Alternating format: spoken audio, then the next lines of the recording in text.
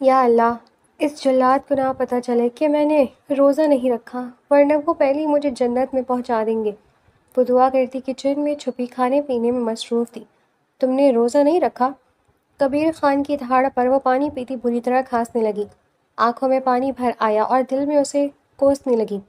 رکھا تو تھا وہ، میں پانی چیک کر رہی تھی ٹھنڈا ہے کہ گرم۔ اپنی غلطی چھپاتی وہ ڈھیٹ بنی کھڑی تھی، کیونکہ اکثر اسے کمزوری ہو جایا کرتی تھی، اس لیے وہ بیچ بیچ میں روزہ چھوڑ دیتی تھی، مگر اس جلاد کے سامنے ہمیشہ خود کو روزے دار ظاہر کرتی۔ آج وہ پکڑی گئی تھی۔ یہ میں بغیر پیے بھی چیک کر سکتا ہوں آج۔ اگر تم نے روزہ نہیں رکھا تو کل ہماری رخصتی کرواؤں گا، وہ سنجیدگی سے کہتا اس کے سر دھماکہ کرتا۔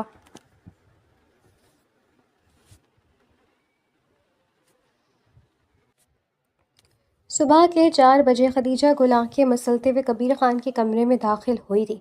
رمضان کے روزے چل رہے تھے اور سحری کے وقت اسے جگانے کی ذمہ داری بھی اسی کی تھی۔ اس کے علاوہ کبیر خان کے کمرے میں کسی دوسری لڑکی کو آنے کی اجازت نہیں تھی، اسی لیے نیند سے بھوجل آنکھوں کے ساتھ بھی اسے خود ہی یہاں تک آنا پڑتا تھا۔ وہ سیدھی بیٹھ کے قریب پہنچی اور جھک کر کبیر کے کندھے کو ہلاتے ہوئے بولی، اٹھ جائیں، 4 بج چکے ہیں، سحری کر لیں، پھر صبح اٹھ کر مجھ پر غصہ کریں گے کہ مجھے جگایا نہیں تھا۔ ویسے آپ خود بھی اٹھایا جایا کریں، اٹھ جایا کریں، روزانہ کا مسئلہ ہے آپ کے ساتھ۔ الارم لگا سکتے ہیں آپ اپنے لیے، بلا وجہ مجھے بھی یہاں تک آنا پڑتا ہے۔ اس کی بات پر کبیر خان نے ہلکی سی کروٹ بدلی اور اگلے ہی لمحے آنکھیں کھول دیں۔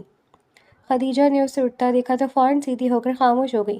جانتی تھی کہ اب اگر کچھ بھی بولا تو اچھی خاصی جھاڑ ملے گی۔ کبیر بستر سے اترتے ہوئے بولا، تمہیں جگانے کے لیے اس لیے کہتا ہوں تاکہ میرے بہانے تم خود بھی جاگ جاؤ، ورنہ مجھے اچھی طرح پتہ ہے تمہیں تو موقع چاہیے روزہ چھوڑنے کا۔ خدیجہ نے فوراً تیوری چڑھائی، مجھے کیوں موقع چاہیے ہوگا، میں روزہ نہیں چھوڑتی۔ کبیر نے اس کی طرف دیکھا اور خشک لہجے میں بولا، اچھا، پھر پچھلے ہفتے 2 دن کون سویا رہ گیا تھا؟ خدیجہ کے پاس کوئی جواب نہیں تھا۔ اس نے نظریں چرا کر کہا، وہ نیند زیادہ آ گئی تھی۔ نیند زیادہ نہیں آئی تھی، تمہاری سستی زیادہ تھی، کبیر نے الماری کی طرف بڑھتے ہوئے کہا، پھر رک کر اسے دیکھا۔ اب نیچے جاؤ اور میرے لیے اپنے ہاتھ سے چائے بناؤ، میں منہ ہاتھ دھو کر آتا ہوں۔ خدیجہ نے فوراً منہ بنایا، چائے بنی ہوئی ہے، میں دوبارہ کیوں بناؤں؟ بلا وجہ دودھ ضائع ہوگا۔ اس کے بعد سن کر وہ بولا، میں کروڑوں سے زیادہ کماتا ہوں، اگر میری 1 کپ دودھ ایکسٹرا استعمال ہو جائے گا تو اس سے کوئی فرق نہیں پڑے گا۔ خدیجہ نے بے اختیار اسے گھورا، بات دودھ کی نہیں، ضائع کرنے کی ہے۔ پیسے زیادہ ہوں تو چیزیں ضائع کرنا ضروری تو نہیں ہوتا۔ کبیر چند لمحے اسے دیکھتے رہا، پھر ہونٹوں پر ہلکی سی مسکراہٹ آئی۔ صبح کے 4 بجے تمہیں فلسفہ سوچ رہے؟ آپ ہی نے شروع کیا ہے، وہ فوراً بولی۔ اب جاؤ، لیکن چائے تو بنی ہوئی ہے خدیجہ۔ کبیر کی آواز ذرا سخت ہوئی تو وہ فوراً خاموش ہو گئی۔ جی، کھڑی کھڑی میرا منہ کیا دیکھ رہی ہو، نیچے جاؤ۔ وہ منہ بنا کر پلٹی اور بڑبڑاتی ہوئی دروازے کی طرف چل دی۔ پتہ نہیں خود کو کیا سمجھتے ہیں، 1 کپ چائے کے لیے بھی اتنی فرمائشیں۔ دروازے تک پہنچ کر اس نے پیچھے مڑ کر دیکھا تو کبیر اسے ہی دیکھ رہا تھا۔ وہ فوراً خاموش ہوئی اور باہر نکل گئی۔ کبیر نے سر ہلا کر ایک گہری سانس لی اور واش روم کی طرف بڑھ گیا، جبکہ خدیجہ سیڑھیاں اترتے ہوئے دل ہی دل میں کبیر کو کوس رہی تھی۔ کروڑوں کماتے ہیں تو کیا ہوا، چائے تو ایک ہی بننی ہے نا، وہ بھی سحری کے وقت میں جان کھا کر۔ پھر اچانک اسے خیال آیا کہ اگر کبیر نے اس کی بڑبڑاہٹ سن لی تو صبح ہی اس کی شامت آ جائے گی، اسی لیے اس نے فوراً لب سی لیے اور کچن کی طرف بڑھ گئی تھی۔ تھوڑی دیر بعد ڈائننگ ٹیبل پر گھر کے تمام افراد اپنی اپنی جگہوں پر بیٹھے ہوئے تھے۔ سحری کا وقت ختم ہونے میں زیادہ دیر نہیں رہ گئی تھی، اس لیے سب خاموشی سے کھانے میں مصروف تھے۔ سمیہ بیگم کی دائیں جانب گھر کی تینوں لڑکیاں بیٹھی تھیں، جبکہ سامنے والی کرسی خالی تھی۔ وہ ابھی تک کبیر خان کا انتظار کر رہی تھی کہ اسی لمحے وہ کمرے میں داخل ہوا۔ اس نے بلند آواز میں سلام کیا اور کسی کی طرف دیکھے بغیر اپنی مخصوص کرسی کھینچ کر بیٹھ گیا۔ سمیہ بیگم نے فوراً اس کی طرف دیکھتے ہوئے کہا، اس لڑکی کو کتنی دفعہ کہا ہے کہ کبیر کے آنے سے پہلے اس کے لیے چائے بنا لیا کرے، مگر مجال ہے جو اس کی نیند پوری ہونے سے پہلے آنکھ کھل جائے۔ تم نے بھی کبیر اسے بلا وجہ اتنی شے دے رکھی ہے، میرا بس چلے تو 2 تھپڑ لگا کر اس کا دماغ درست کر دوں۔ کبیر نے پلیٹ اپنی طرف کھینچتے ہوئے انتہائی سکون سے جواب دیا، آ جائے گی، آپ کو کچھ بھی کرنے کی ضرورت نہیں ہے۔ سمیہ بیگم نے حیرت سے اسے دیکھا، تمہیں ہر وقت اس کی فکر کیوں رہتی ہے؟ فکر نہیں ہے، بس جو بات ہے وہ بتا رہا ہوں۔ بات یہ ہے کہ وہ تمہیں بالکل خاطر میں نہیں لاتی، صبح 4 بجے تک سوئی رہتی ہے اور تم اس کے لیے خود وضاحتیں دے رہی ہو۔ کبیر نے گلاس میں پانی ڈالتے ہوئے کہا، میں نے ہی اسے کہا ہوا ہے کہ جب میں ڈائننگ ٹیبل پر آؤں تو مجھے تازہ چائے چاہیے، اس میں اس کی غلطی نہیں ہے۔ سمیہ بیگم نے فوراً کہا، ہر بات میں اس کی اتنی سائڈ مت لیا کرو، ایک دن تمہیں پچھتانے پر مجبور کر دے گی۔ ابھی سے اس کے نخرے برداشت کر رہی ہو، آگے کیا ہوگا؟ کبیر نے پانی کا گلاس میز پر رکھتے ہوئے سرد نظروں سے ماں کی طرف دیکھا۔ یہ میرا سر درد ہے، آپ اس کی پرواہ مت کیا کریں۔ اس کے لہجے میں ایسی قطعیت تھی کہ سمیہ بیگم نے مزید بحث کرنا مناسب نہیں سمجھا۔ انہوں نے منہ بنا کر پلیٹ کی طرف دیکھا اور خاموش ہو گئیں۔ ابھی چند لمحے ہی گزرے تھے کہ خدیجہ گل ہاتھ میں چائے کی ٹرے اٹھائے ڈائننگ روم میں داخل ہوئی۔ اس نے سب کو سلام کیا اور سیدھی کبیر کے پاس جا کر اس کے سامنے چائے کا کپ رکھتے ہوئے بولی، کچھ اور چاہیے تو بتائیں، انڈا بنا دوں؟ کبیر نے کپ اٹھانے کے بجائے پہلے اس کے چہرے کو دیکھا اور پوچھا، تم نے سحری کی ہے؟ خدیجہ نے نظر جھکا کر نفی میں سر ہلا دیا۔ نہیں۔ کبیر کی بہنیں فوراً سکر گئیں۔ کیوں؟ نیند آ رہی تھی؟ پھر آپ کو جگانے چلی گئی تھی، واپس آ کر وقت بھی کم رہ گیا تھا۔ وہ ابھی اپنی بات مکمل بھی نہیں کر پائی تھی کہ کبیر نے اس کا ہاتھ پکڑ کر اسے اپنے ساتھ والی خالی کرسی پر بٹھا دیا۔ خدیجہ حیران ہو کر اسے دیکھنے لگی، جبکہ گھر کے باقی افراد بھی خاموشی سے ان دونوں کو دیکھ رہے تھے۔ کبیر نے اس کے سامنے ناشتہ رکھتے ہوئے کہا، بیٹھو اور ناشتہ کرو۔ خدیجہ نے آہستہ سے کہا، بعد میں کر لوں گی نا؟ کبیر نے فوراً اسے دیکھا، پتہ ہے مجھے کتنا بعد میں کرو گی، اسی لیے کہہ رہا ہوں بیٹھ کر ناشتہ کرو، پھر تم روزے کی چوری کرو گی اور دوپہر کو طبیعت خراب ہونے کا بہانہ بناؤ گی۔ خدیجہ نے منہ بنایا، میں بہانے نہیں بناتی۔ اچھا، تو پھر کھانا کیوں چھوڑا؟ آپ کو جگانے گئی تھی نا؟ مجھے جگانا تمہاری ذمہ داری ہے، خود کو بھوکا رکھنا نہیں۔ خدیجہ نے کچھ کہنا چاہا مگر کبیر نے اس کے سامنے پلیٹ سرکا دی۔ چپ چاپ کھاؤ۔ وہ ناراضگی سے اسے دیکھتے ہوئے خاموشی سے ناشتہ کرنے لگی۔ سمیہ بیگم کے چہرے پر ناگواری صاف دکھائی دے رہی تھی۔ انہوں نے کبیر کو مخاطب کرتے ہوئے کہا، دیکھ رہی ہوں اب تم اسے سب کے سامنے اپنے ساتھ بٹھا کر کھانا بھی کھلا رہی ہو۔ کبیر نے بے تاثر انداز میں جواب دیا، تو میری بیوی ہے، میرے ساتھ بیٹھ کر ناشتہ کر رہی ہے، اس میں مسئلہ کیا ہے؟ سمیہ بیگم ایک لمحے کو خاموش ہو گئیں، جبکہ خدیجہ نے چونک کر کبیر کی طرف دیکھا، جیسے اس کے منہ سے یہ بات سب کے سامنے سننے کی عادت ابھی تک نہیں ہوئی تھی۔ میز کی دوسری طرف بیٹھی چاروں لڑکیوں نے بھی نظر اٹھا کر خدیجہ کو دیکھا۔ ان کی نگاہوں میں چھپی حسرت خدیجہ سے پوشیدہ نہیں رہ سکی تھی۔ اس گھر میں ہر لڑکی کے دل میں ایک ہی خواب تھا کہ کسی دن کبیر خاندادہ کی بیوی کہلائے۔ کبیر کی دولت، روب اور خاندان کی حیثیت ایسی تھی کہ اس کے نام کے ساتھ اپنا نام جوڑنے کا خیال بھی ان کے لیے کسی خواب سے کم نہ تھا، مگر وہ مقام خدیجہ کو مل چکا تھا۔ اکثر خدیجہ کو بھی یقین نہیں آتا تھا کہ اس گھر کا سب سے بااختیار شخص اسے اپنی زندگی کا حصہ بنائے گا۔ نہ وہ ان چاروں میں سب سے خوبصورت تھی، نہ اس کے پاس کسی بڑے خاندان کا نام تھا، نہ ایسی تعلیم یا صلاحیت جسے دیکھ کر کوئی کہتا کہ یہ لڑکی کبیر خانزادہ کے قابل ہے۔ مگر کبیر کے لیے شاید ان سب چیزوں کی کوئی حیثیت نہیں تھی۔ وہ خاموشی سے خدیجہ کی پلیٹ دیکھ رہا تھا کہ اس نے کچھ کھایا بھی ہے یا نہیں۔ پھر اس نے اس کے سامنے دودھ کا گلاس رکھتے ہوئے کہا، یہ بھی پیو۔ خدیجہ نے فوراً ناک چڑھائی، مجھے دودھ پسند نہیں ہے۔ کبیر نے بغیر کسی تاثر کے کہا، مجھے تمہاری پسند ناپسند معلوم ہے، پھر بھی پیو۔ خدیجہ نے آہستہ سے گلاس اٹھا لیا، جبکہ سامنے بیٹھی لڑکیوں کی نظریں ایک بار پھر اس پر ٹھہر گئی تھیں۔ اس لمحے خدیجہ کو پہلی بار شدت سے احساس ہوا تھا کہ وہ کتنی خوش قسمت تھی، لیکن کبھی کبھی اسے یہ خوش قسمتی بھاری پڑتی تھی۔ سحری ہونے کے بعد سب اپنے کمرے میں چلے گئے تھے۔ کچھ نے نماز پڑھی تھی اور باقی گول کر کے سو گئے تھے، اور ان میں خدیجہ بھی برابر کی شریک تھی۔ وقت دھیرے دھیرے گزرتا جا رہا تھا۔ صبح کے 8 بجے وہ الٹی سیدھی بھاگتی ہوئی پورچ میں داخل ہوئی تھی۔ جلدی میں درست کرنے کی کوشش میں بھی بکھرے ہوئے تھے۔ بال جلدی میں درست کرنے کی کوشش میں بھی بکھرے ہوئے تھے اور چہرے سے صاف ظاہر ہو رہا تھا کہ نمی نیند پوری طرح اس کی آنکھوں سے گئی نہیں تھی۔ اسے پورا یقین تھا کہ آج کبیر اسے چھوڑ کر جا چکا ہوگا اور وہ اب کالج جانے کے لیے خود ہی کسی نہ کسی طرح انتظار کرے گی۔ مگر پورچ میں پہنچتے اس کی نظر کبیر پر پڑی، جو گاڑی کے پاس کھڑا بازو باندھے اسی کا ہی انتظار کر رہا تھا۔ خدیجہ نے ایک لمحے کو قدم روک لیے، پھر فوراً اس کی طرف بڑھی۔ سوری میں سو گئی تھی، آنکھ ہی نہیں کھولی۔ صبح نماز پڑھ کر دوبارہ سو گئی تو اتنی اچھی نیند آتی ہے کہ اٹھنے کو دل ہی نہیں چاہتا۔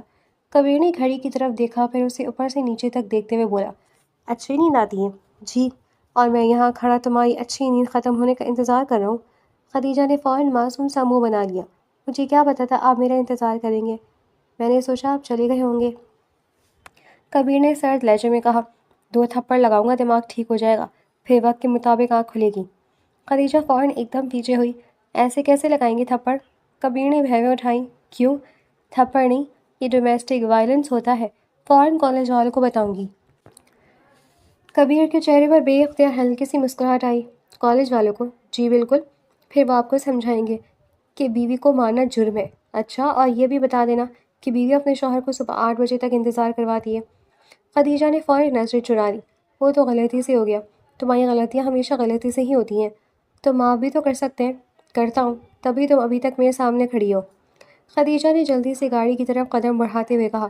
ویسے کالج والے سے تو اللہ پوچھے رمضان میں کون کلاسز رکھتا ہے؟ کبیر نے گاڑی کا دروازہ کھولتے ہوئے اسے دیکھا۔ رمضان کے بعد تمہارے پیپرز ہیں، اس لیے کلاسز رکھی جا رہی ہیں، لیکن رمضان میں بھی انسان کو آرام چاہیے ہوتا ہے، اور امتحان کے بعد نمبر بھی چاہیے ہوتے ہیں۔ نمبر تو آ جائیں گے، کیسے؟ کتابیں خود پڑھ لیتے ہیں۔ خدیجہ خاموش ہو گئی، پھر آہستہ سے بولی، کبھی کبھی۔ کبیر نے اسے گھورا۔ آج افطار کے بعد اپنی کتابیں لے کر میرے پاس آؤ گی؟ خدیجہ نے فوراً سر اٹھایا۔ آپ مجھے پڑھائیں گے؟ ہاں، آپ کو تو خود صبح دفتر جانا ہوتا ہے۔ آج جلدی واپس آ جاؤں گا۔ اس کی آنکھوں میں فوراً چمک آئی۔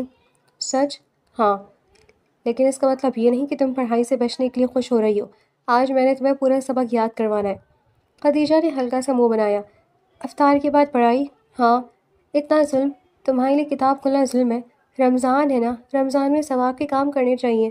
کبیر نے بے تاثر انداز میں کہا، پڑھائی بھی ثواب کا کام ہے اگر نیت ٹھیک ہو۔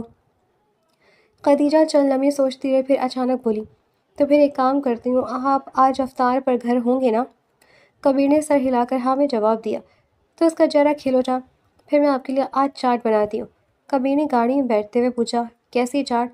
آلو چھولے والی، بہت مزے کی بناتی ہوں۔ تم نے کب بنانا سیکھ لیا؟ کافی چیزیں بنانا آتی ہیں مجھے، بس آپ نے کبھی پوچھا نہیں۔ کبیر نے چند لمحے سے دیکھا، پھر کہا، ٹھیک ہے بنا لینا۔ خدیجہ نے فوراً خوش ہو کر کہا، پھر آپ پوری پلیٹ کھائیں گے؟ اگر اچھی بنی تو بہت اچھی بنے گی، اور اگر اچھی نہ بنی تو آپ جھوٹ بول کر اچھی کہہ دینا۔ کبیر کے لبوں پر ہلکی سی مسکراہٹ آئی۔ تمہاری فرمائشیں ختم نہیں ہوتی۔ خدیجہ بھی مسکرا دی، پھر گاڑی کا دوسرا دروازہ کھول کر اس کے ساتھ بیٹھ گئی۔ چپکے کبیر نے گاڑی سٹارٹ کرتے ہوئے ایک نظر اس پر ڈالی اور بولا، اور ہاں، آج کالج سے واپس آ کر سو نہیں جانا۔ خدیجہ نے فوراً منہ بنایا، میں نہیں سوؤں گی، یقین ہے۔ بالکل، دیکھتا ہوں۔ وہ مسکرا کر کھڑکی کی طرف دیکھنے لگی، جیسے ابھی سے اسے افطار اور اپنی بنائی ہوئی چاٹ کا انتظار ہو۔ عصر کی نماز پڑھنے کے بعد خدیجہ گل سیدھی کچن میں آ گئی تھی۔ آج اسے خاص طور پر آلو چھولے کی چاٹ بنانی تھی، کیونکہ صبح کبیر سے وعدہ کیا تھا کہ افطار کے وقت وہ اپنے ہاتھوں سے چاٹ بنائے گی۔ اس نے آلو پہلے ابال کر رکھے تھے اور اب انہیں چھیل کر چھوٹے چھوٹے ٹکڑوں میں کاٹ رہی تھی۔ ساتھ ہی چولہے پر چھولے گرم کرنے کے لیے رکھے تھے۔ وہ بڑی توجہ سے اپنے کام میں مصروف تھی کہ پیچھے سے شکیلہ بیگم کی آواز سنائی دی، بہت اچھے سے تم نے میرے بھانجے کو اپنی باتوں کے جال میں پھنسایا ہوا ہے۔ خدیجہ کے ہاتھ ایک لمحے کو رک گئے۔ اس نے پلٹ کر دیکھا تو شکیلہ بیگم اسے گھور رہی تھی۔ وہ کچھ سمجھ نہ پائی تو آہستہ سے بولی، میں نے کیا کیا ہے چچی؟ شکیلہ بیگم نے طنزیہ انداز میں ہنستے ہوئے کہا، اب مجھ سے معصوم بننے کی ضرورت نہیں۔ حسن تو تمہارے پاس ہے نہیں، حسن تو تمہارے پاس ہے نہیں، اس لیے ہر وقت کبیر کے آس پاس گھومتی رہتی ہو، اپنا ہر کام اسی سے کرواتی ہو۔ یہی حرکتیں تمہاری ماں بھی کیا کرتی تھی، لیکن انجام کیا ہوا تھا اس کا؟ تمہارے باپ نے ذلیل کر کے اسے گھر سے نکال دیا تھا، اب تمہاری باری ہے۔ خدیجہ کا چہرہ ایک دم بدل گیا۔ ہاتھ میں پکڑا ہوا چمچ آہستہ سے نیچے رکھ کر وہ حیرت سے انہیں دیکھنے لگی۔ آپ اس طرح میری ماں کا ذکر کیوں کر رہی ہیں چچی؟ شکیلہ بیگم نے بے رحمی سے کہا، کیوں نہ کروں، حقیقت ہی تو بتا رہی ہوں، تمہاری ماں نے بھی بڑے خواب دیکھے تھے، خود کو بہت سمجھدار سمجھتی تھی، مگر آخر میں کیا ملا اسے؟ خدیجہ نے اپنی آواز قابو میں رکھتے ہوئے کہا، میری ماں کے بارے میں جو کچھ ہو وہ آپ مجھ سے بہتر جانتی ہیں، لیکن مجھے اس میں مت ملائیں۔ اور کبیر میرے شوہر ہیں، انہیں اچھا نہیں لگتا کہ وہ اپنا کام کسی اور سے کروائیں، اس لیے وہ اپنا ہر کام مجھ سے کہتے ہیں، اس میں میری کوئی چال نہیں ہے۔ شکیلہ بیگم نے فوراً بات کاٹ دی، مجھے مت سکھاؤ تم کون ہو اور وہ کون ہے، تمہیں ابھی اس گھر میں آئے کتنا عرصہ ہوا ہے اور تم نے سمجھ لیا کہ سب کچھ تمہارا ہے؟ خدیجہ نے خاموش رہنا بہتر سمجھا، مگر شکیلہ بیگم کو غصہ کم نہ ہوا۔ وہ اس کے قریب آ کر بولی، ایک بات اچھی طرح یاد رکھنا، کتنے بھی جتن کر لو، میرے بھانجے کی تم کبھی بیوی نہیں بن پاؤ گی۔ خدیجہ نے بے اختیار ان کی طرف دیکھا، میں تو پہلے ان کی بیوی ہوں چچی، نکاح ہو چکا ہے۔ یہ بات سن کر شکیلہ بیگم کے چہرے پر سختی اور بڑھ گئی۔ نکاح کاغذ پر ہو جاتا ہے، رشتہ دل میں بنتا ہے، اور کبیر کے دل میں تمہارے لیے کیا ہے یہ میں تم سے زیادہ جانتی ہوں۔ خدیجہ نے نظر جھکا لی، اس کے پاس اس بات کا کوئی جواب نہیں تھا۔ شکیلہ بیگم نے آخری وار کرتے ہوئے کہا، اور نہ تم اس گھر کی بہو بن سکو گی، یہ بات بھی اپنے دل سے نکال دو۔ بہت جلد میں اور میری بہن تمہیں یہاں سے چلتا کریں گے، تم بس دیکھتی رہنا، پھر نہ تمہارا یہ شوہر تمہیں بچا سکے گا اور نہ تمہاری یہ معصوم شکل۔ خدیجہ نے کچھ نہیں کہا، صرف خاموشی سے انہیں دیکھتی رہی۔ شاید وہ بحث کر کے اپنی ماں کے بارے میں مزید کچھ سننے کی ہمت نہیں رکھتی تھی۔ شکیلہ بیگم غصے سے پلٹی اور وہاں سے چلی گئی۔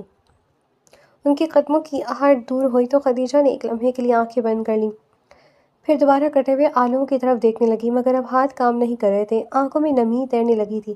وہ جلدی سے پلٹی تاکہ کوئی اسے روتے ہوئے نہ دیکھ لے۔ اسی وقت گھر کی ملازمہ کلثوم کچن میں داخل ہوئی۔ اس نے خدیجہ کو اس حال میں دیکھا تو فوراً اس کے پاس آ کر کندھے پر ہاتھ رکھا۔ بی بی اداس مت ہو، آپ ان کی باتوں کو دل پر نہ لیا کریں، آپ جانتی ہیں نا ان لوگوں کی عادت ہی ایسی ہے۔ خدیجہ نے آنکھیں صاف کرتے ہوئے آہستہ سے کہا، کلثوم بھی میری امی کے بارے میں ایسی باتیں کیوں کرتی ہیں؟ انہیں معلوم ہے نا کہ امی اب اس دنیا میں نہیں ہیں۔ کلثوم نے افسوس سے اسے دیکھا، اسی لیے تو کہتی ہیں بی بی، انہیں پتہ ہے یہ بات آپ کو سب سے زیادہ تکلیف دیتی ہے۔ خدیجہ خاموش رہی تو کلثوم نے تسلی دیتے ہوئے کہا، کبیر بھائی آپ سے بہت محبت کرتے ہیں نا، بس یہی بات ان لوگوں سے برداشت نہیں ہوتی۔ انہیں ڈر ہے کہ آپ کا رشتہ کبیر بھائی کے دل میں مضبوط ہو گیا تو ان کی کوئی بات نہیں چلے گی۔ خدیجہ نے صرف ہلکا سا سر ہلا دیا، مگر اس کے چہرے کی اداسی کم نہ ہوئی۔ وہ دوبارہ چاٹ بنانے لگی تھی، لیکن اب ہر چیز ہاتھ میں لیتے ہوئے اسے اپنی ماں کی یاد آ رہی تھی، اور سب سے زیادہ تکلیف اسے اس بات کی تھی کہ ہر بار جب کوئی اس کی مرحوم ماں کا نام لے کر اسے تکلیف دیتا تھا تو وہ چاہ کر بھی اپنی ماں کا دفاع نہیں کر پاتی تھی۔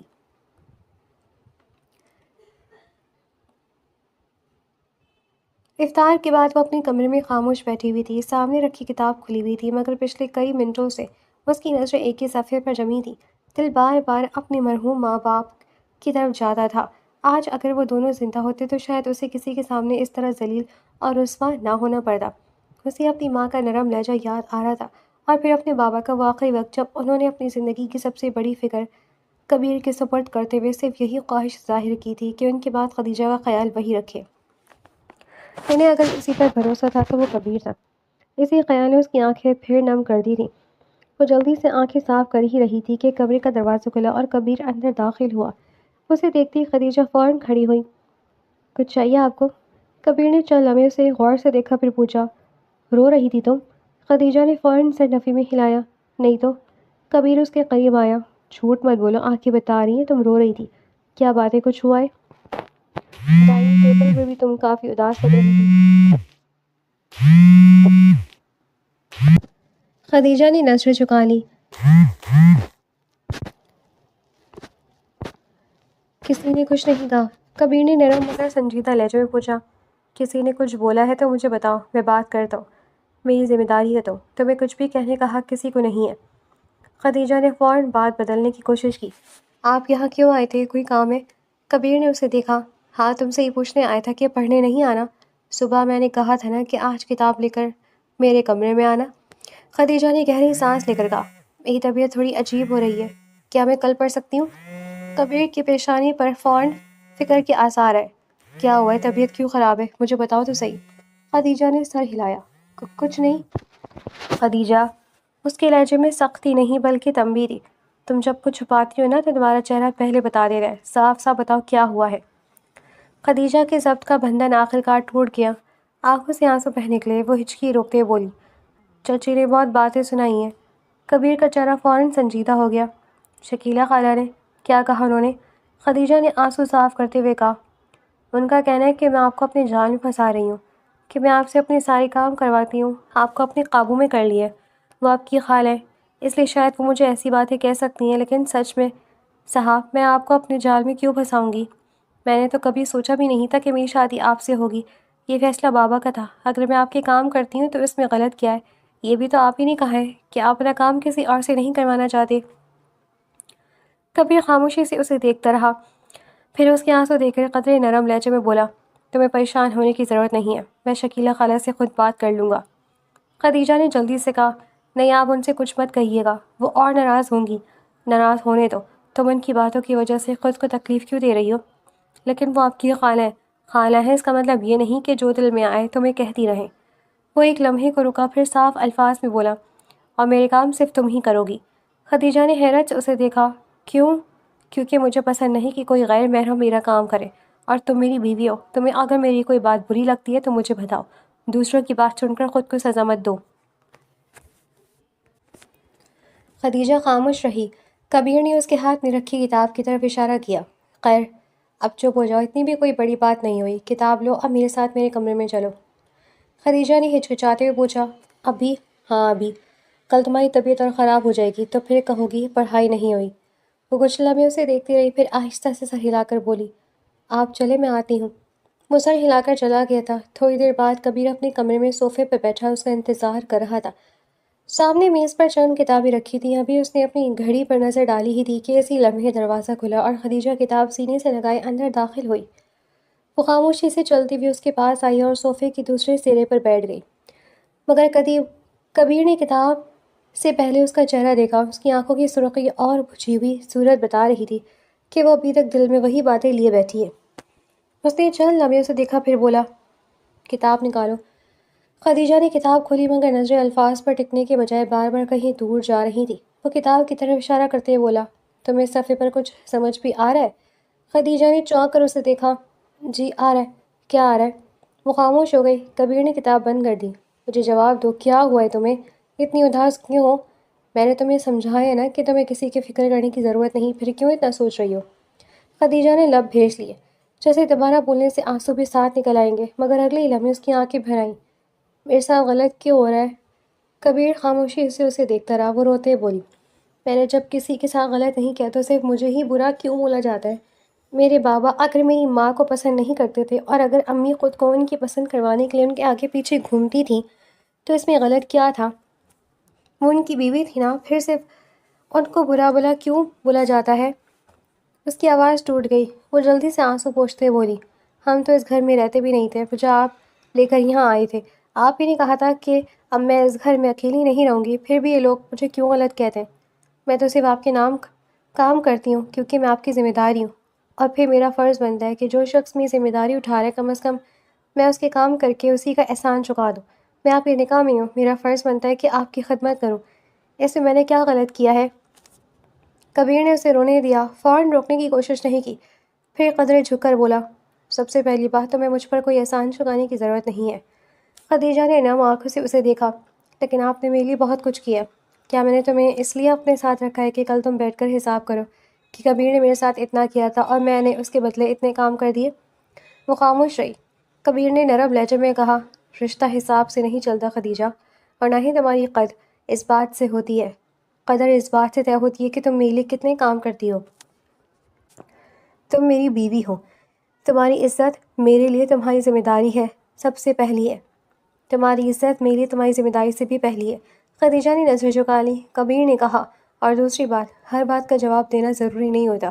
کچھ لوگ تمہیں برا اس لیے نہیں کہتے کہ تم واقعی بری ہو، وہ اس لیے کہتے ہیں کیونکہ انہیں تمہارا اچھا ہونا برداشت نہیں ہوتا۔ لیکن اگر میں ان کی باتیں نہ سنوں تو لوگ کہیں گے کہ میں بدتمیز ہوں۔ لوگ کیا کہیں گے، یہی سوچتے سوچتے بہت سے لوگ اپنی پوری زندگی دوسروں کے ہاتھ میں دے دیتے ہیں۔ کبیر نے کتاب اٹھا کر اس کے سامنے رکھتے ہوئے کہا، یاد رکھو، جو شخص ہر آواز پر رک جاتا ہے وہ کبھی اپنی منزل تک نہیں پہنچتا۔ تمہیں معلوم ہے تم کون ہو؟ تمہیں معلوم ہے تم نے کسی کا حق نہیں مارا؟ تمہیں معلوم ہے تم نے کسی کے ساتھ برا نہیں کیا؟ پھر دوسروں کے بنائے ہوئے فیصلے اپنے سر پر کیوں اٹھا رہی ہو؟ خدیجہ خاموشی سے اسے دیکھتی رہی۔ کبیر نے مزید کہا، تمہاری ماں کے بارے میں کسی نے کچھ کہا تو وہ ان کا ماضی ہے، تمہاری پہچان نہیں۔ تمہارے باپ نے کیا سوچا، لوگوں نے کیا کہا، کسی نے کس کو قبول کیا یا نہیں کیا، یہ سب تمہاری زندگی کا فیصلہ نہیں کر سکتا۔ تمہیں اپنی زندگی خود جینی ہے۔ خدیجہ کی آنکھوں میں آنسو اب بھی تھے، مگر چہرے پر پہلے جیسی بے بسی نہیں رہی تھی۔ اس نے آہستہ سے سر ہلایا، تو پھر مجھے کیا کرنا چاہیے؟ کبیر نے کتاب اس کی طرف بڑھاتے ہوئے کہا، اپنا وقت ان لوگوں کو دینے کے بجائے اپنی پڑھائی کرو، کیونکہ کل جب تم اپنے قدموں پر کھڑی ہوگی نا تو کسی کو یہ حق نہیں ہوگا کہ تمہیں تمہاری ماں کے نام سے یا کسی کے احسان سے پہچانے۔ تم اپنی شناخت خود بناؤ گی۔ خدیجہ نے کتاب کی طرف دیکھا، پھر پہلی بار ہلکی سی مسکراہٹ اس کے چہرے پر آئی۔ آپ ٹھیک کہتے ہیں، مجھے معلوم ہے۔ وہ فوراً بولا تو خدیجہ نے آنکھیں گھما کر اسے دیکھا، آپ کو ہر بات میں یہی لگتا ہے کہ آپ ٹھیک کہتے ہیں؟ کبیر کے لبوں پر مسکراہٹ آئی، کیونکہ زیادہ تر ہوتا بھی یہی ہے۔ خدیجہ کے ہونٹوں پر بھی ہلکی سی ہنسی آ گئی، پھر اس نے کتاب سیدھی کی اور بولی، اچھا اب میں پڑھنا چاہتی ہوں۔ کبیر نے اطمینان سے سر ہلایا، بس یہی بات سننا چاہتا تھا۔ اب یہ باب کھولو، پہلے خود پڑھو، جہاں سمجھ نہ آئے مجھ سے پوچھنا۔ خدیجہ نے کتاب کھولی۔ اس بار اس کی نظریں واقعی صفحے پر ٹھہر گئی تھی، لیکن دوسری جانب کبیر گہری سوچ میں مبتلا ہو گیا تھا۔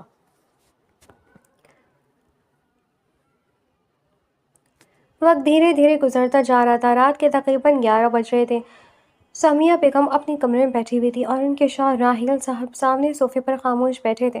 اسی دوران دروازہ کھلا اور راحت صاحب کے ساتھ شکیلہ بیگم اندر داخل ہوئی۔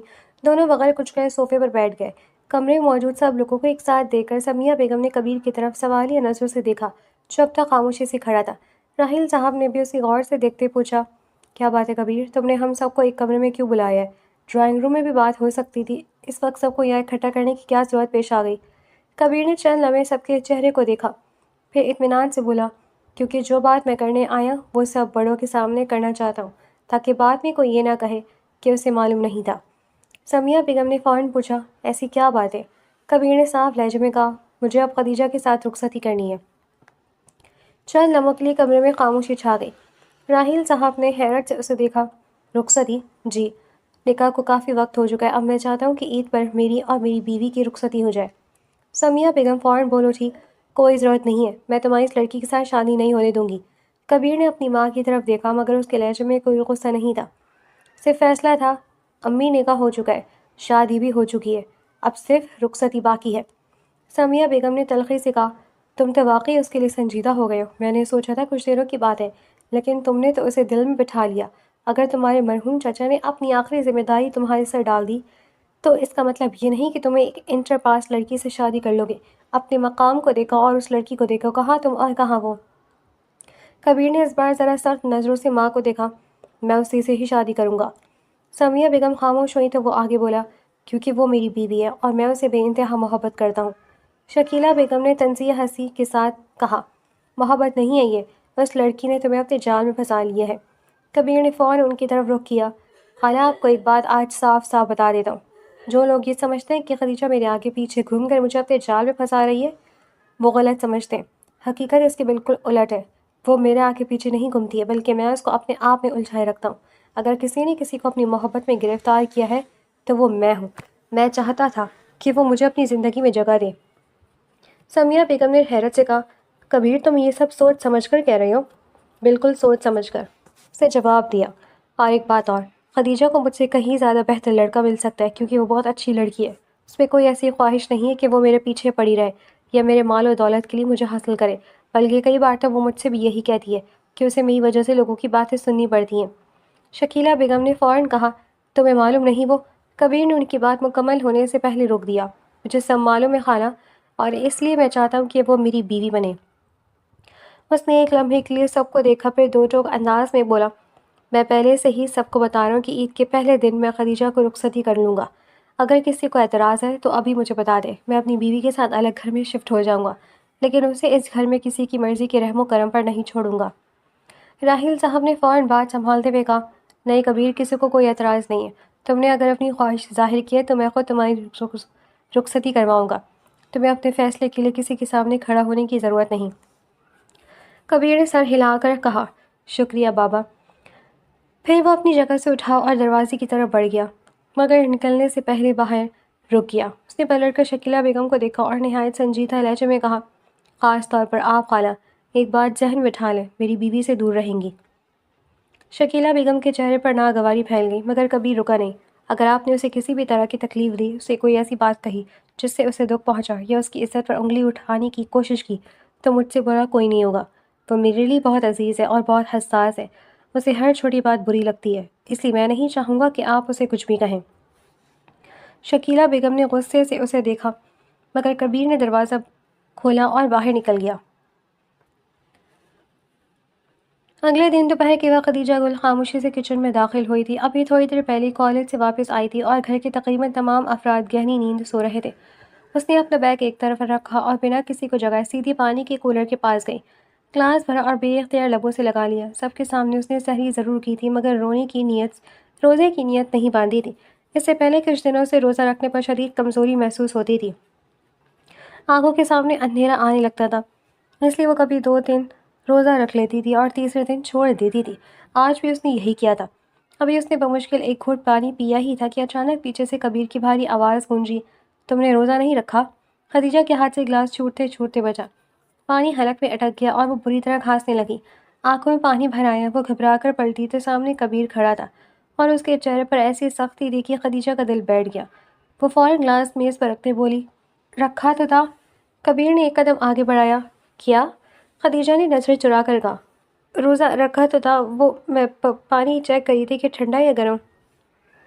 کبیر نے چند لمحے اسے دیکھا، پھر بے تاثر لہجے میں بولا کہ میں بغیر پیے بھی چیک کر کے بتا سکتا ہوں۔ خدیجہ کے چہرے پر شرمندگی اور گھبراہٹ ایک ساتھ آ گئی۔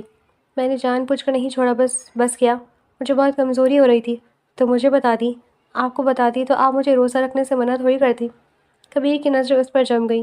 بالکل منع کرتا اگر واقعی تمہاری طبیعت خراب ہوتی، لیکن چپکے سے روزہ چھوڑنا اور پھر میرے سامنے جھوٹ بولنا، یہ کیا طریقہ ہے؟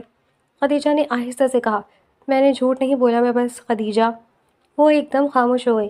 کبیر نے قدرے سخت لہجے میں کہا، آج اگر تم نے روزہ نہیں رکھا تو کل ہماری رخصتی کروا دوں گا۔ خدیجہ کی آنکھیں پھیل گئی۔ کیا؟ سنا نہیں تم نے؟ اچھا، اب ایسا دوبارہ نہیں ہوگا، میں باقاعدگی سے روزہ رکھوں گی۔ اور آپ رخصتی کی بات کیوں کر رہے ہیں؟ کبیر نے اسے دیکھا۔ کیوں؟ تمہیں رخصتی نہیں کرنی؟ وہ ایسی بات نہیں ہے۔ تو پھر؟ نکاح ہو چکا ہے، لیکن ابھی تو وقت ہے نا، میں اپنی پڑھائی مکمل کر لوں، اس کے بعد۔ کبیر نے اس کی بات درمیان میں ہی روک دی۔ اس کے بعد کیا؟ خدیجہ نے دھیرے سے کہا، اس کے بعد رخصتی کر لیجیے گا۔ کبیر چند لمحے خاموشی سے اسے دیکھتا رہا۔ اس کے چہرے پر نہ غصہ تھا، نہ کوئی جواب، بس ایک عجیب سی خاموشی تھی۔ پھر وہ بنا کچھ کہے پلٹا اور کچن سے باہر نکل گیا تھا۔ البتہ چہرے کی پریشانی صاف ظاہر تھی۔ 2 دن بعد افطار کے بعد کبیر اسے اپنے ساتھ شاپنگ پر لے آیا تھا تاکہ عید کی خریداری بھی ہو جائے اور وہ رخصتی کے بارے میں خدیجہ سے بات بھی کر سکے۔ خدیجہ اپنی پسند کا عید کا جوڑا لے چکی تھی اور اب دونوں فوڈ کورٹ میں ایک میز کے سامنے بیٹھے ہوئے تھے۔ خدیجہ نے اپنی پسند کی آئس کریم منگوائی اور کپ سے ایک چمچ لیتے ہوئے کبھی سامنے دیکھتی اور کبھی ارد گرد، جیسے اسے ابھی تک یقین نہ ہو کہ کبیر واقعی اسے عید کی خریداری کے لیے باہر لایا ہے۔ کبیر کافی دیر سے اسے دیکھ رہا تھا مگر وہ اپنی ہی دنیا میں مصروف تھی۔ آخر کار اس نے اسے مخاطب کیا، بات سنو میری۔ خدیجہ نے فوراً چمچ روک کر اس کی طرف دیکھا۔ جی؟ وہ بولا، عید کے پہلے دن میں نے تمہاری اور اپنی رخصتی رکھی ہے۔ خدیجہ کے ہاتھ میں پکڑا ہوا چمچ وہیں رک گیا۔ چند لمحے وہ اسے دیکھتی رہی جیسے اسے یقین ہی نہ آیا ہو، پھر اچانک اپنی جگہ سے اٹھ کھڑی ہوئی۔ کیا؟ آپ کیا کہہ رہے ہیں؟ قریب بیٹھے چند لوگ بھی ایک لمحے کو ان کی طرف متوجہ ہوئے تو کبیر نے ہاتھ کے اشارے سے اسے دوبارہ بیٹھنے کو کہا۔ بیٹھو پہلے، اتنی اونچی آواز میں بات کرنے کی ضرورت نہیں ہے۔ خدیجہ فوراً بیٹھ گئی مگر چہرے پر حیرت برقرار تھی۔ آپ کل بھی دوپہر میں یہی بات کر رہے تھے اور اب دوبارہ؟ آپ نے واقعی رخصتی کی تاریخ رکھ دی؟ ہاں، لیکن آپ نے مجھ سے پوچھا بھی نہیں۔ کبیر نے چند لمحے اسے دیکھا۔ پوچھتا تو تم منع کر دیتی۔ خدیجہ نے بے اختیار کہا۔ تو پھر آپ کو اندازہ ہے نا میں کیوں منع کرتی؟ ہاں، کیونکہ تم ہر بات میں دوسروں کے بارے میں سوچتی ہو، کیونکہ وہ لوگ مجھے پسند نہیں کرتے۔ کبیر، پہلے کوئی مجھے پسند نہیں کرتا اور اگر رخصتی ہو گئی تو سب مجھ سے اور زیادہ نفرت کریں گے۔ میں کیا زندگی میں صرف نفرت سہنے کے لیے آئی ہوں؟ اس کی آواز آخر میں دھیمی پڑ گئی۔ کبیر کا لہجہ بھی قدرے نرم ہو گیا۔ دیکھو، تمہیں کسی کی نفرت برداشت کرنے کے لیے میری زندگی میں نہیں لایا گیا۔ تم میری بیوی ہو اور میں تمہیں اپنی زندگی میں عزت کے ساتھ رکھنا چاہتا ہوں۔ خدیجہ نے نظریں جھکا لیں۔ لیکن گھر کے لوگوں کی مرضی ہے اور میں اس سے زیادہ کچھ نہیں کر سکتا، لیکن اپنی بیوی کی حفاظت کرنا میرے اختیار میں ہے۔ خدیجہ نے آہستہ سے کہا، اگر رخصتی کے بعد انہوں نے مجھے اور زیادہ برا بھلا کہا تو؟ کبیر نے فوراً جواب دیا، تو میں تمہیں لے کر الگ ہو جاؤں گا۔ خدیجہ نے چونک کر اسے دیکھا۔ آپ واقعی ایسا کریں گے؟ ہاں، اور اس میں مجھے کوئی مسئلہ نہیں ہوگا۔ وہ چند لمحے خاموش رہا، پھر بولا، میں تمہیں ہر وقت یہ سوچنے نہیں دے سکتا کہ کون تمہیں کیا کہہ رہا ہے۔ تم صبح سے رات تک انہی لوگوں کے الفاظ اپنے دل میں لیے پھرتی ہو، کبھی اپنی ماں کے بارے میں سوچ کر روتی ہو، کبھی کسی کی بات سن کر خود کو قصوروار سمجھنے لگتی ہو۔ یہ زندگی نہیں ہے خدیجہ۔ خدیجہ کی آنکھیں نم ہو گئیں۔ کبیر نے قدرے آگے ہو کر کہا، میں بس چاہتا ہوں کہ اب تم رخصت ہو کر میرے پاس آ جاؤ۔ ہم ایک ہی گھر میں رہتے ہیں، لیکن میں چاہتا ہوں کہ اب ہم ایک چھت کے نیچے ایک ہی کمرے میں رہیں تاکہ تمہیں کسی کے سامنے وضاحتیں نہ دینی پڑیں، کوئی تمہیں روک ٹوک نہ کرے اور نہ ہی کوئی تمہیں میری وجہ سے طعنے دے سکے۔ خدیجہ نے بے اختیار پوچھا، اگر پھر بھی کسی نے کچھ کہا تو اس کا جواب میں دوں گا، تم نہیں۔ کبیر کی آواز میں فیصلہ تھا، اور جو لوگ آج تمہارے بارے میں الٹی سیدھی باتیں کر رہے ہیں، میں چاہتا ہوں کہ ان سب کی زبانیں خود بخود بند ہو جائیں۔ جب انہیں معلوم ہو کہ تم میرے ساتھ اپنی زندگی گزار رہی ہو اور میں تمہارے ساتھ کھڑا ہوں. میری بات سمجھ آ رہی تمہیں؟ خدیجہ نے کوئی جواب نہیں دیا، بس خاموشی سے سر جھکا لیا. اس کی آئس کریم پگھل کر کپ کے کنارے تک آ گئی تھی، مگر اسے اب کسی کی کوئی فکر نہیں تھی.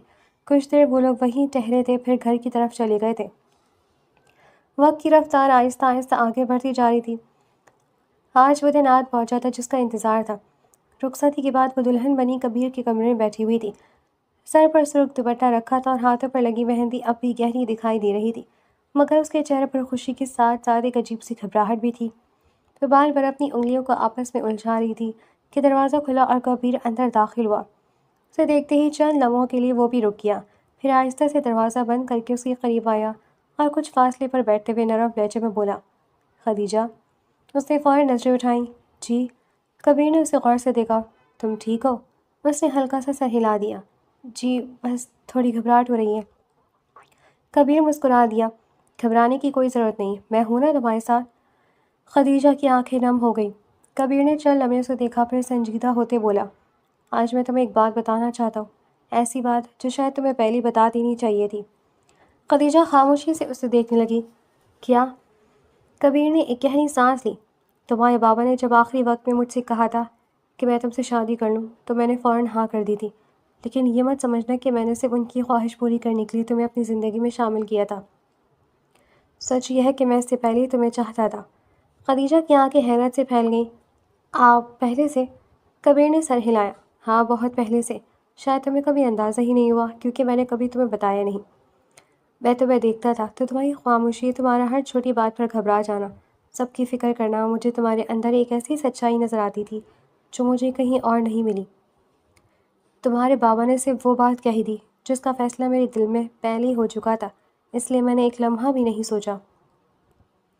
خدیجہ کے آنسو گالوں پر بہہ نکلے.